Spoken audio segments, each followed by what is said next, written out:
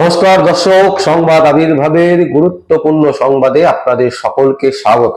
এবং তার আগে নতুন বছরের ইংরাজি নতুন বছরের সকলকে আন্তরিক শুভেচ্ছা এবং ভালোবাসা, বড়দেরকে প্রণাম জানিয়ে আমরা আজকে গুরুত্বপূর্ণ সংবাদ আপনাদের সামনে তুলে ধরব। দর্শক, এই গুরুত্বপূর্ণ সংবাদটা এই কারণ যেহেতু 2026 একেবারে শুরু হয়ে গেল। 2026 শুরু হওয়া মানে ভোটের ঘন্টা কিন্তু বেজে গেছে। এপ্রিল মে মাসে পশ্চিমবঙ্গের যে বিধানসভা নির্বাচন, সেই নির্বাচন হতে চলেছে। তাই তার আগে আমরা একটা আভাস পাওয়ার চেষ্টা করছি, একটা সমীক্ষা যে কিভাবে হতে পারে, মানে 2026-এর এই যে বিধানসভা ইলেকশন হবে, এই ইলেকশনে কে কিরকম ফলাফল করতে পারেন। আমরা বিভিন্ন আইনজীবীদের ইন্টারভিউ আপনাদেরকে দেখিয়েছি, এরপরে সাধারণ মানুষের ইন্টারভিউ আপনাদেরকে দেখাবো। এক একজন এক এক রকম কথা বলছেন, এক এক রকমের ওপিনিয়ন দিচ্ছেন। কেউ বিজেপিকে অনেক এগিয়ে রাখছে, কেউ তৃণমূলকে অনেক এগিয়ে রাখছে। কংগ্রেস সিপিএম এর কথা কিন্তু সেইভাবে আসছে না। কংগ্রেস সিপিএম বিধানসভায় যে খুব ভালো রেজাল্ট করতে পারবে না, এ কথা কিন্তু সবাই স্বীকার করে নিচ্ছেন, এমনকি কংগ্রেসের লোকেরাও হয়তো স্বীকার করে নিচ্ছেন। তো আমরা সেই সব জায়গায় যাচ্ছি না। আমরা চেষ্টা করেছি একটা সার্বিকভাবে যে পশ্চিমবঙ্গে 2026-এর বিধানসভায় কি হতে পারে, এটা একটা প্রথম পর্যায়ের যে সমীক্ষা, সেই সমীক্ষা আমরা আপনাদের সামনে তুলে ধরছি। বিভিন্ন চ্যানেল, বিভিন্ন সংবাদ মাধ্যম ইতিমধ্যে সমীক্ষা দেখিয়ে দিয়েছে নভেম্বর মাসে, ডিসেম্বর মাসে, যে 2026-এর বিধানসভায় কি হতে পারে। তো আমরা আজকে আপনাদের সামনে তুলে ধরতে চাইছি যে 2026-এর বিধানসভায় কোন দল কিরকম ফলাফল করতে পারে, তার একটা আভাস দিচ্ছি। এটা সত্যি একেবারে মিলে যাবে এমনটা ভাবার কোনো কারণ নেই, কারণ সমীক্ষা সব সময় একটা ক্যালকুলেশনের উপরে হয়। একটা ক্যালকুলেশনের উপরে ভিত্তি করে এই সমীক্ষা আপনাদের সামনে তুলে ধরা হয়। এই সমীক্ষা সব সময় যে মেলে তা কিন্তু নয়, কিন্তু আবার অনেক ক্ষেত্রে কিন্তু মিলেও যায়। তাই আমাদের এই সমীক্ষা কতটা মিলবে সেটা আমরা এই মুহূর্তে বলতে পারবো না, কিন্তু একটা আভাস বোঝার চেষ্টা করা হয়েছে, একটা ভাবনা যে আগামী এই ইলেকশনে, বিধানসভা ইলেকশনে কি হতে পারে, সেই নিয়ে আমরা যে চর্চা করছি প্রতিদিন প্রতিনিয়ত, তার একটা আভাস খোঁজার চেষ্টা করা হয়েছে এবং সেটাই আমরা আপনাদের সামনে তুলে ধরব। আমরা প্রথমে আসব যে 2021 সালে এই বাংলাতে ভোটার ছিল 6,99,99,955 জন। আবার বলছি দর্শক, 2021 সালের বিধানসভা নির্বাচনের সময় এই বাংলাতে, পশ্চিমবঙ্গে টোটাল ভোটার ছিল 6,99,99,955 জন। পোলিং হয়েছে, ভোট দিয়েছেন 5,89,89,161 জন।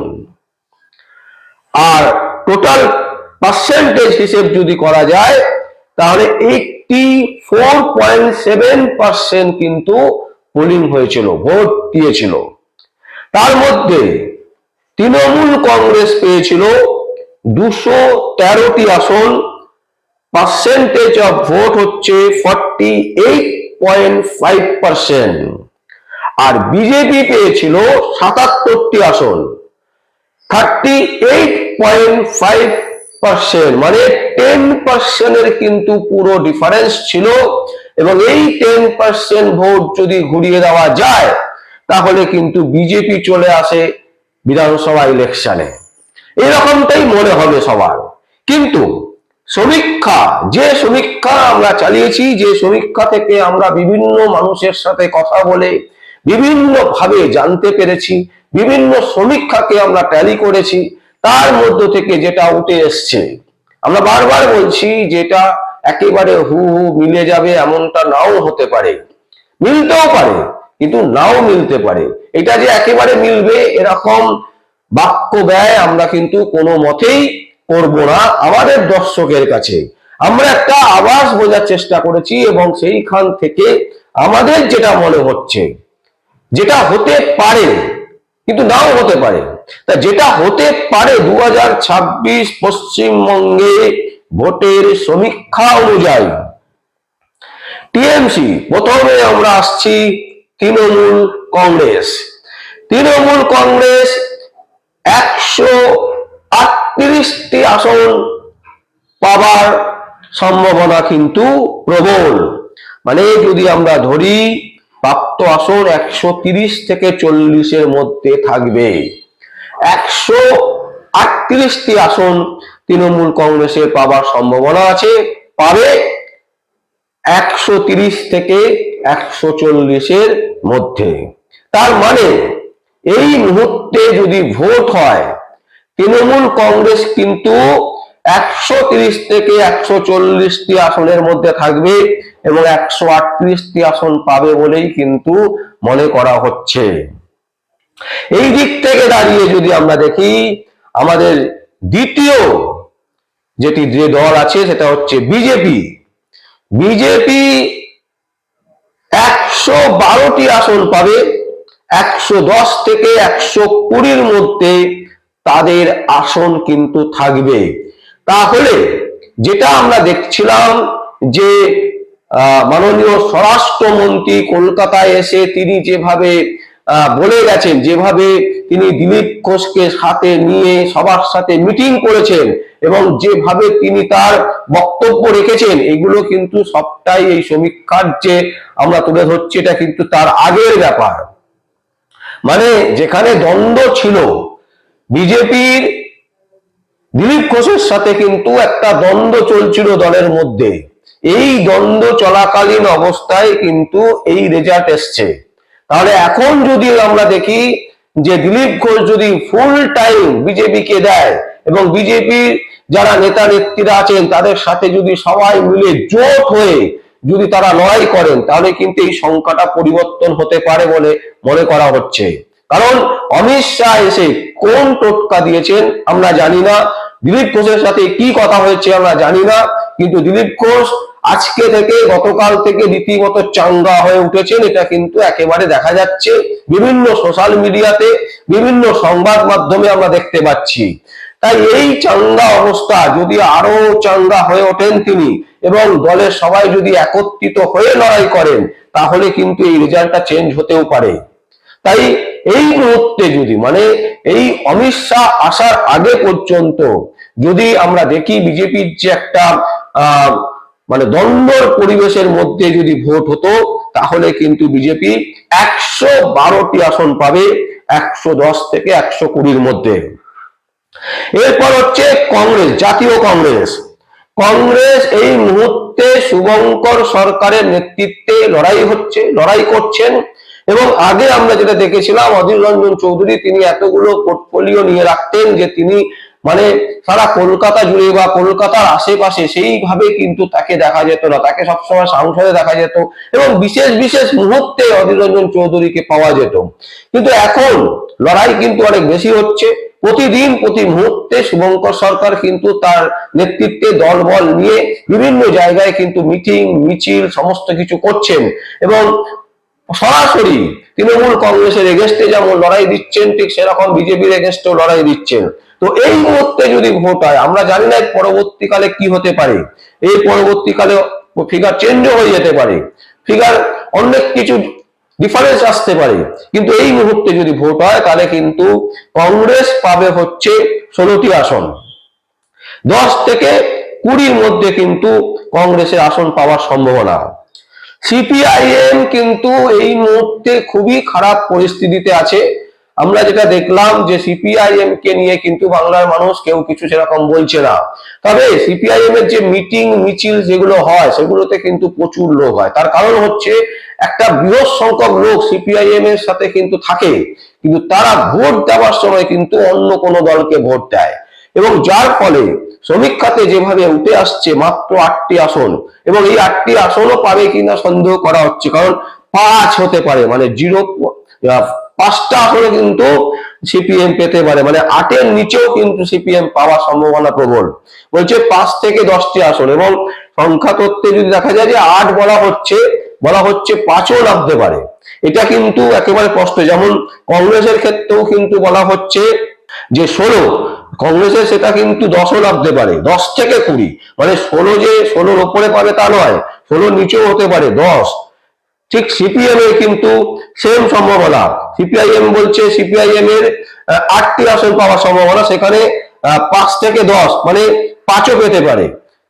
আইএসএফ 4টি আসন পাওয়ার সম্ভাবনা। আইএসএফ কিন্তু এই মুহূর্তে ভালো লড়াই করছে, কিন্তু ওদের দলের যে অবস্থা, বর্তমান যে পরিস্থিতি, বিরাট বিরাট আকারে কিন্তু সেইভাবে নেই, যার ফলে আইএসএফ কে 4টি আসনে রাখা হচ্ছে, এবং সেখানে 3ও পেতে পারে, মানে 4-এর নিচেও যেতে পারে, 3টে আসনও পাওয়ার সম্ভাবনা আছে, 3 থেকে 5। জিজেএম 2টো, আর আদার্স হচ্ছে 14টি। আমরা যদি একবার ফিগারটা দেখে নিই, যে তৃণমূল কংগ্রেসের 138টি, সেখানে কিন্তু বলা হচ্ছে 130 থেকে 140, মানে 130ও নামতে পারে, আবার 140ও হতে পারে।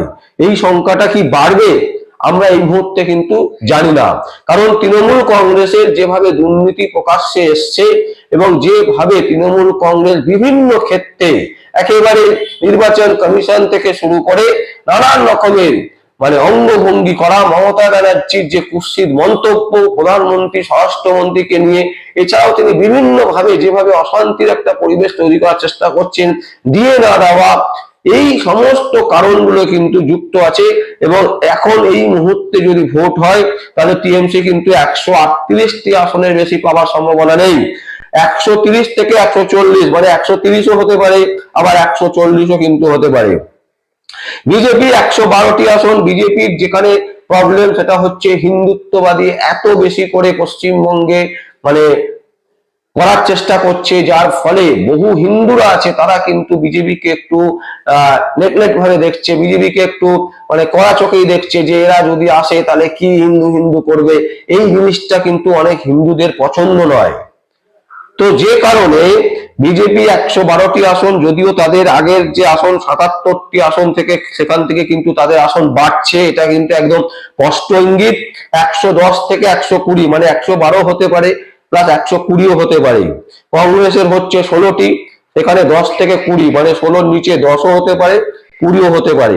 সিপিআইএম 8টি, মানে 5ও হতে পারে, আবার 5 থেকে 10, মানে 5ও হতে পারে, 10ও হতে পারে, 8। তবে সিপিএম এর ক্ষেত্রে কিন্তু সম্ভাবনা খুব কম আছে, যেটা হচ্ছে বাড়ার, সেখানে সম্ভাবনা কিন্তু কমের দিকেই ইঙ্গিত দিচ্ছে। বলা হচ্ছে যে 5ও কিন্তু পেতে পারে সিপিএম। আইএসএফ 4, তাদেরকে বলা হচ্ছে 3 থেকে 5, বা 3টি আসনও তারা পেতে পারে। জিজিএম 2টো, আর হচ্ছে আদার্স হচ্ছে 14টি। সব মিলিয়ে হচ্ছে 294টি আসন, এবং এই 294টি আসনে এবারের ভোট সংখ্যা কিন্তু অনেক বেড়ে যাবে। ভোটের সংখ্যা কত বাড়বে বা ফাইনাল কি হবে সেটা এখনো পর্যন্ত আমাদের কাছে কোনো খবর নেই, কারণ যেহেতু আপনারা জানেন যে এসআইআর চলছে, এবং এই এসআইআর এর পর আলটিমেটলি কি দাঁড়াবে ফাইনাল ভোটার সংখ্যা, সেটা কিন্তু এখনো পর্যন্ত প্রকাশিত হয়নি।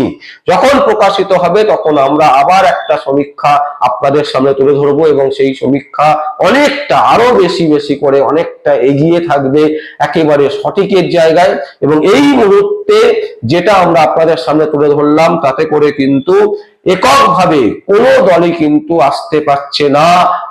পশ্চিমবঙ্গে আগামী যে সরকার তৈরি হবে, বিধানসভা নির্বাচনের পর যে সরকার তৈরি হবে, সেই সরকার কিন্তু এককভাবে কোনো দল কিন্তু আসছে না। এটা কিন্তু একেবারে স্পষ্ট ইঙ্গিত দেখা যাচ্ছে, স্পষ্ট কিন্তু রেখা দেখা যাচ্ছে। এই রেখা আদৌ কতটা সত্যি হবে এটা আমাদের কাছে এই মুহূর্তে জানা নেই। তবে এই পুরো বিষয়টাই কিন্তু একটা অঙ্ক এবং একটা সমীক্ষা এবং এই সমীক্ষা কখনো কখনো একেবারে মিলে যায়, কখনো কখনো নাও মিলতে পারে, কখনো কখনো কাছাকাছি যায়। তো আমরা একটা আভাস পশ্চিমবঙ্গ বিধানসভায় কি হতে পারে সেটা আপনাদের সামনে তুলে ধরলাম দর্শক, এবং স্পষ্টভাবে আমরা আপনাদের সামনে ব্যাখ্যা করে দিলাম, বুঝিয়ে দিলাম যে এই মুহূর্তে ভোট হলে কি হতে পারে, এবং আগামী 2026 এপ্রিল মেতে আরো এখনো 3-4 মাস বাকি, তখন ভোট হলে তখন কি হবে, তার আগে আমরা অবশ্যই সেই সমীক্ষা আপনাদের সামনে তুলে ধরবো। আর আপনারা এই পুরো আজকের যে সমীক্ষা, এই সমীক্ষা দেখার পর আপনাদের কি মনে হচ্ছে, আপনাদের কি বক্তব্য, অবশ্যই আপনারা কমেন্ট বক্সে কমেন্ট করবেন। আর দেখতে থাকুন পরবর্তী সংবাদ আবির্ভাবে। আমার নাম বিশ্বজিৎ পাল, সংবাদ আবির্ভাবের জন্য।